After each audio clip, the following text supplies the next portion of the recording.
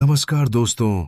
शायद आप मुझे नहीं जानते होंगे और सच कहूं, यही इस वीडियो का सबसे बड़ा सच है।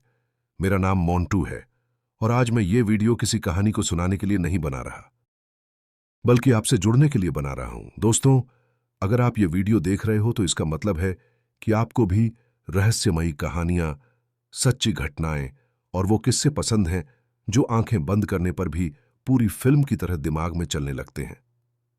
मैं भी उन्हीं लोगों में से एक हूं जो सिर्फ कहानी नहीं सुनते, महसूस करते हैं। और मैं दिल से मानता हूं कि विकी भाई, यानी मिस्टीरियस दुनिया वाले, वो आज के समय के सबसे बेहतरीन स्टोरी टेलर्स में से एक हैं। उनकी कहानियां इतनी जबरदस्त होती हैं कि स्क्रीन देखने की भी जरूरत नहीं पड़ती। बस आवाज सुनो और तस्वीरें अपने आप बनती चली जाती हैं। मैं उनका बहुत बड़ा फैन हूं और शायद इसी फैनशिप ने मुझे यहां तक लाया है। दोस्तों, आज मैं आपसे कोई वादा करने नहीं आया जो निभा न सकूं।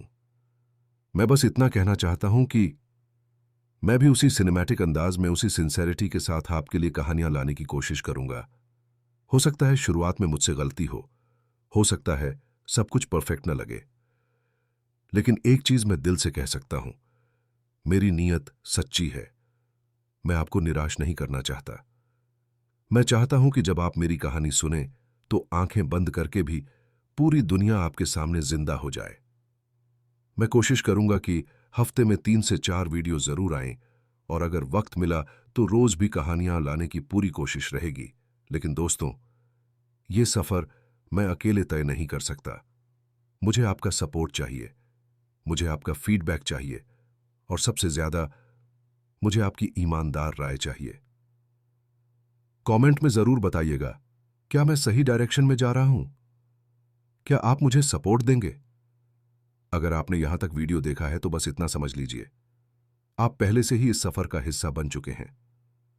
मैं हूं मोंटू और मैं वादा करता हूं, मैं पूरी कोशिश करूंगा कि आप कभी ये ना कहें, काश इस वीडियो को न देखा होता। धन्यवाद दोस्तों, और स्वागत है मोंटू की कहानियों की दुनिया में। दोस्तों, कभी कभी जिंदगी में कुछ ऐसी घटनाएं हो जाती हैं जिनका कोई तर्क नहीं होता, कोई जवाब नहीं होता, और सबसे डरावनी बात, कोई एक्सप्लेनेशन भी नहीं। आज जो कहानी मैं आपको सुनाने जा रहा हूं वो सिर्फ एक मिसिंग पर्सन की कहानी नहीं है। यह कहानी है एक ऐसे आदमी की जो अचानक जैसे रियलिटी से बाहर निकल गया। भिड़ू, जरा ध्यान से सुनना। 1995 की बात है। एक लॉन्ग हॉल ट्रक ड्राइवर था, नाम डेवन विलियम्स। डेवन कोई नया ड्राइवर नहीं था। वो उन लोगों में से था जिन पर कंपनी आंख बंद करके भरोसा करती है। उस रात डेवन अपनी भारी भरकम रेफ्रिजरेटेड सेमी ट्रक लेकर पहुंचा किंगमैन नाम के एक शहर में जो एरिजोना में पड़ता है। उसने ट्रक रोका, पार्क में डाला, पैसेंजर सीट से अपना स्लीपिंग बैग उठाया और धीरे धीरे उसे खोलने लगा। असल में बात यह थी कि अगर वो उस रात नहीं सोता तो आगे रूट में उसे एक और ब्रेक लेना पड़ता। और डेवन मन ही मन हिसाब लगा रहा था, अगर मैं बाद में रुका तो क्या मंडे तक लगभग 1300 माइल्स पूरा कर पाऊंगा? लेकिन जवाब साफ नहीं था। 1 घंटा बीत गया, नींद नहीं आई, दिमाग और ज्यादा चिड़चिड़ा होता चला गया। आखिरकार डेवन ने गुस्से में स्लीपिंग बैग समेटा और बुदबुदाया, छोड़ो, चल ही देते हैं। उसने अपने बॉस को फोन किया। मैंने रुकने की कोशिश की थी लेकिन नींद नहीं आई। अब फिर से रोड पर निकल रहा हूं। टेंशन मत लो, मंडे सुबह कैंजस सिटी में डिलीवरी टाइम पर होगी। उसका बॉस था टॉम विल्सन।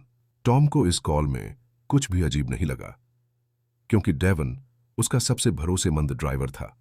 अगर डेवन कहे मैं मंडे पहुंच जाऊंगा तो मतलब वो पहुंच ही जाएगा। लेकिन भीड़ू, मंडे सुबह कैंजस सिटी मिजूरी के डिस्ट्रीब्यूशन सेंटर से टॉम के पास कॉल आया, आपका ड्राइवर अभी तक नहीं पहुंचा, कोई इश्यू है क्या? और वहीं से सब कुछ बदल गया। उस जमाने में मोबाइल फोन नहीं होते थे। टॉम डेवन को सीधे कॉल नहीं कर सकता था। पूरे मंडे टॉम अपने डेस्क पर बैठा रहा, फोन की तरफ देखता रहा। कोई कॉल नहीं आया। फिर टॉम ने अपने बाकी ड्राइवर्स को फोन करना शुरू किया। क्या किसी ने डेवन को देखा? क्या किसी से उसकी बात हुई? लेकिन जवाब एक ही था, नहीं। शाम होते होते टॉम का दिल बैठने लगा और तभी फोन बजा, लेकिन इस बार डेवन नहीं था। फोन पर थी डेवन की पत्नी मैरी लू। उसका एक ही सवाल था, डेवन कहां है? और उसी पल टॉम को समझ आ गया, हम बड़ी मुसीबत में हैं। मैरी लू ने तुरंत पुलिस को कॉल किया। पुलिस ने कहा कि वो डेवन के रूट के आसपास सभी डिपार्टमेंट्स को अलर्ट भेजेंगे। आमतौर पर ऐसा होता है कि कहीं ना कहीं कोई ना कोई ऑफिसर ड्राइवर के बारे में जानता ही है। और सच में ज्यादा देर नहीं लगी। एक शेरिफ डिपार्टमेंट से कॉल आया, कोकोनिनो काउंटी, एरिजोना से। ऑफिसर ने कहा, डेवन कहां है यह हमें नहीं पता, लेकिन उसका ट्रक कहां है यह पूरे काउंटी को पता है। भीड़ हुई। ये लाइन सुनते ही सब सन्न रह गए, क्योंकि डेवन का ट्रक उस जगह था जहां उसका होना नामुमकिन था। संडे को, यानी मिसिंग रिपोर्ट से एक दिन पहले, किसी ने डेवन का ट्रक पूरे दिन टोरंटो नेशनल फॉरेस्ट के अंदर लोगों को आतंकित किया था। अब जरा सोचो, टोरंटो नेशनल फॉरेस्ट कोई हाईवे के पास नहीं है, कोई ट्रकिंग रूट वहां से नहीं जाता। वहां की सड़कें छोटी कार्स के लिए भी मुश्किल होती हैं, और डेवन का ट्रक लगभग 48 फुट लंबा, 10 टन से भी भारी मॉन्स्टर, और फिर भी वो जंगल के अंदर था। संडे सुबह 2 हाइकर्स थे, लिन और जैक यारिंगटन। वो अपने टेंट में बैठे थे। अचानक उन्हें एक भारी रंबलिंग आवाज सुनाई दी। पहले लगा शायद कोई स्टॉर्म आ रहा है। फिर धूल का एक बड़ा क्लाउड उठा और उसी धूल के बीच से डेवन का ट्रक पूरी रफ्तार से उनकी तरफ आया, इतनी तेज कि जमीन कांप गई। ट्रक उनके पास से गुजरा और आगे जंगल में गायब हो गया। जैक और लिन हंसे, कोई ड्राइवर रास्ता भटक गया होगा। लेकिन भीड़ू, 2 मिनट बाद वही आवाज फिर आई। वही ट्रक उसी सड़क पर वापस आ रहा था। अब उन्हें अजीब लगा, और तभी उन्होंने देखा सामने से एक छोटी सीडैन आ रही थी। सड़क मोड़ पर थी। दोनों ड्राइवर्स एक दूसरे को देख नहीं सकते थे। जैक और लिन चिल्लाने लगे, हाथ हिलाने लगे, लेकिन ट्रक जरा भी स्लो नहीं हुआ। सेडान किसी तरह सड़क से नीचे कूद गई। टक्कर बस 1 सेकंड दूर थी। सेडान का ड्राइवर बाहर आया। उसका चेहरा सफेद था। उसने कहा, मैंने ट्रक ड्राइवर को देखा। वो स्टीयरिंग पकड़े सीधे आगे देख रहा था। कोई एक्सप्रेशन नहीं, जैसे वो वहां था ही नहीं। और दोस्तों, ये तो बस शुरुआत थी। दोस्तों, जैक और लिन की उस घटना के कुछ ही घंटे बाद उसी जंगल के अंदर कुछ और लोग भी थे। एक पूरा परिवार। वो लोग टोरंटो नेशनल फॉरेस्ट में सिर्फ घूमने आए थे। शांत माहौल, चारों तरफ ऊंचे पेड़ और बीच में एक खुला सा मैदान जहां वो पिकनिक करने वाले थे। लेकिन जैसे ही वो पेड़ों की लाइन से बाहर निकले, उनके कदम अपने आप रुक गए, क्योंकि उस खुले मैदान के बीचों बीच एक ऐसी चीज खड़ी थी जो वहां हो ही नहीं सकती थी।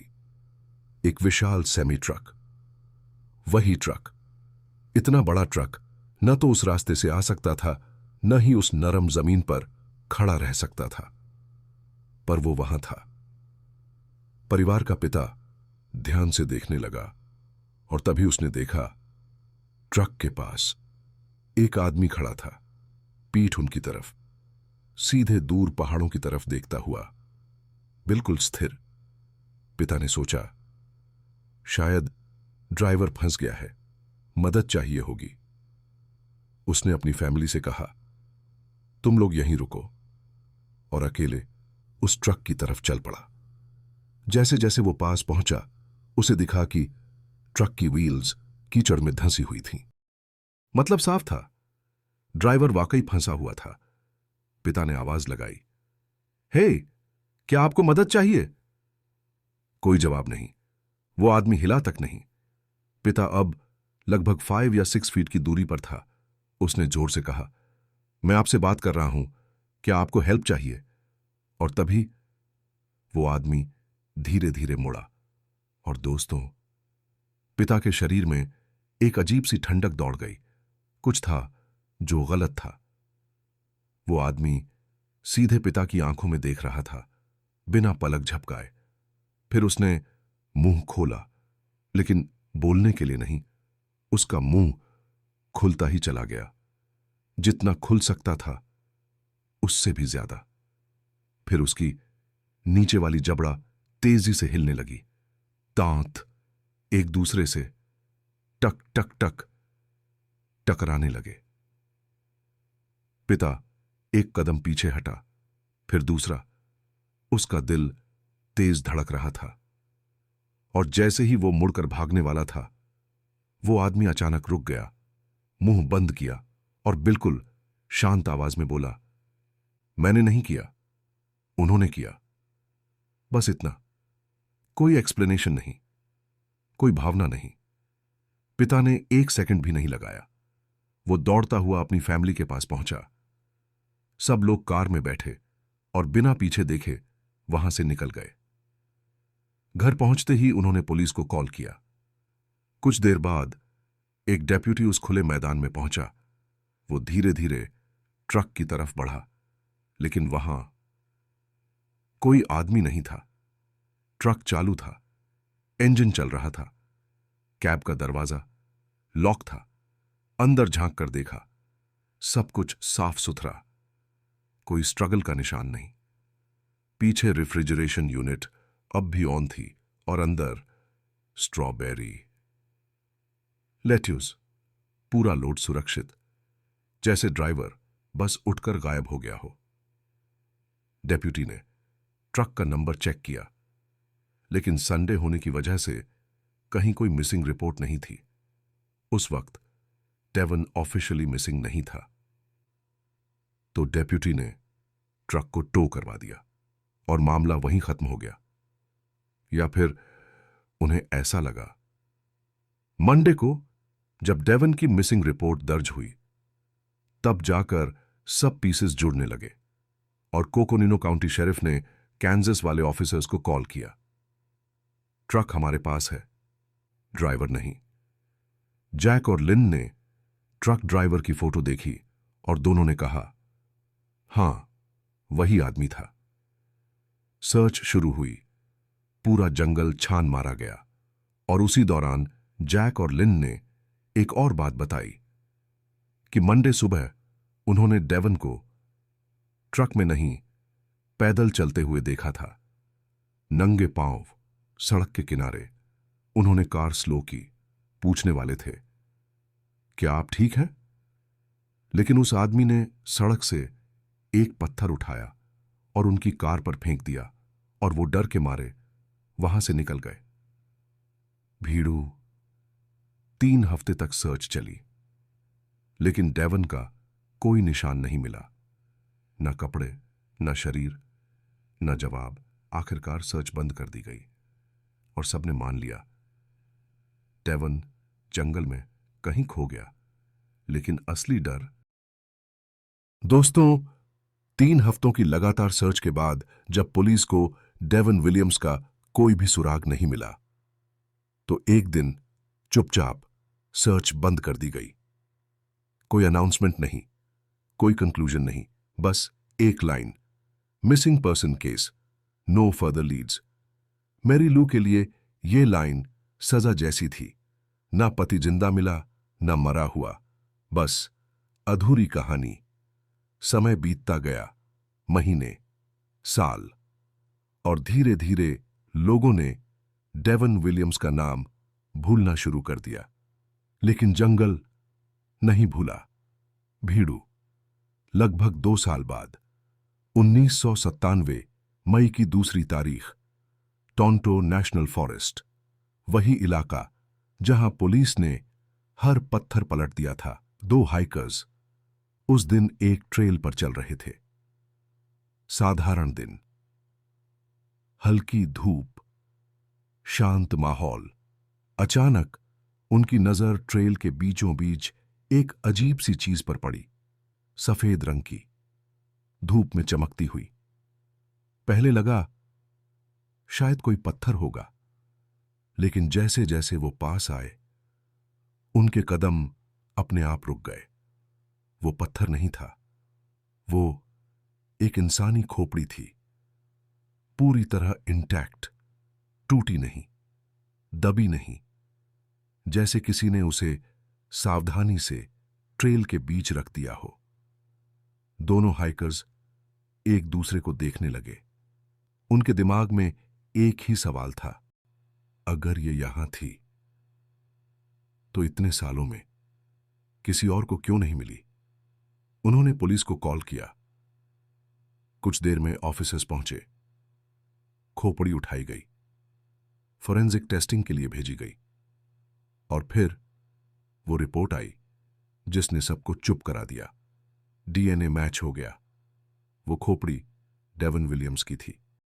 अब जरा सोचो भीड़ू, जिस जंगल में 3 हफ्तों तक सैकड़ों लोग खोज कर चुके थे, उसी जगह 2 साल बाद एक खोपड़ी अचानक कैसे मिल जाती है? कोई कपड़ा नहीं, कोई हड्डी नहीं, कोई सामान नहीं, सिर्फ सिर। ना जानवरों ने छेड़ा, ना मौसम ने नुकसान पहुंचाया, जैसे जंगल ने खुद फैसला किया हो अब दिखाना है। पुलिस ने केस दोबारा खोला, लेकिन सच यही था, उनके पास कोई नया सबूत नहीं था। ट्रक का मिलना, जंगल में अजीब हरकतें, ड्राइवर का बिना एक्सप्रेशन के गाड़ी चलाना, और वो लाइन, मैंने नहीं किया, उन्होंने किया। लेकिन उन्होंने कौन? कोई नहीं जानता। डेवन के शरीर का बाकी हिस्सा कभी नहीं मिला। कोई साइंस नहीं मिले कि उस पर हमला हुआ, कोई स्ट्रगल नहीं। तो सवाल वही का वही रहा, क्या डेवन किसी मानसिक टूटन से गुजरा? क्या वो जंगल में कुछ ऐसा देख बैठा जो इंसानी दिमाग सह नहीं पाया? या फिर उस जंगल में कुछ ऐसा था जो आज भी हम समझ नहीं सकते? आज तक डेवन विलियम्स का केस अनसॉल्व्ड है। कोई ऑफिशियल एक्सप्लेनेशन नहीं, कोई फाइनल आंसर नहीं, सिर्फ गवाहों की यादें और जंगल की खामोशी। और शायद यही सबसे डरावनी बात है भिड़ू, क्योंकि जब कोई कहानी बिना जवाब के खत्म होती है तो वो खत्म नहीं होती, वो हमारे दिमाग में जिंदा रहती है। अगर तुम यहां तक पहुंचे हो तो एक बात साफ है, तुम सिर्फ कहानी नहीं सुन रहे, तुम उसे महसूस कर रहे हो। कमेंट में बताना भीड़ू, तुम्हें क्या लगता है डेवन के साथ असल में क्या हुआ? मैं हूं मोंटू, और ऐसी ही अनसुलझी डरावनी कहानियां मैं आपके लिए लाता रहूंगा, क्योंकि कुछ रहस्य जवाब से ज्यादा खामोशी में डराते हैं।